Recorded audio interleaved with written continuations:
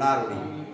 அப்பேற்பட்ட ராஜகோபாலனுக்கு அபிமான ஸ்தலமாக எழுந்திருக்கிற பஞ்சகிராமம். அந்த பஞ்சகிராமத்தை சேரங்குளங்கிறது ரொம்ப முக்கியம். இந்த சேரங்குளத்தாரெல்லாம் மன்னாடி கோபாலனுக்கு அவ்வளோ கைங்கரியங்கள் பண்ணியிருக்கா. அந்த காலத்துலேருந்து இன்னி வரைக்கும் பண்ணிட்டு இருக்கா.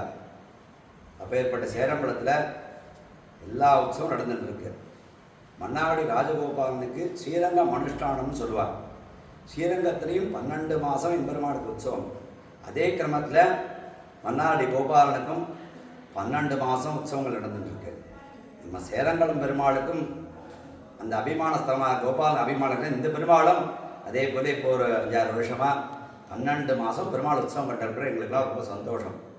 இதில் இன்னொரு என்னென்னா, இப்போ தெப்போத்சவம் முடிஞ்சு முந்தாளம் புனர்வசுக்கு ராமருக்கு தெப்போத்சவம் அது முடிஞ்சோடனே புஷ்யத்துக்கு தைப்புஷ்யத்துக்கு சேரங்குளம் ஸ்ரீனிவாச பெருமாளுக்கு விசேஷமான காலம்புற அஷ்டாட்சர ஹோமங்கள்லாம் நடந்தது. திருமஞ்சம் நடந்தது.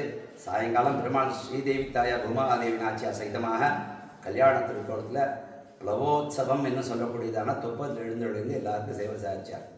அப்பேற்பட்ட சேரங்குளம் பெருமாளுக்கு விசேஷமாக சேரங்கம் ஸ்ரீ வைஷ்ணவர்கள் அப்படி கைங்கரியம் பண்ணிட்டுருக்கா. அடியனுடைய சிறிய விண்ணப்பம், சேரங்குளத்தாருக்கு எல்லாரும் தெருவடைச்சி வீடு இருந்தது.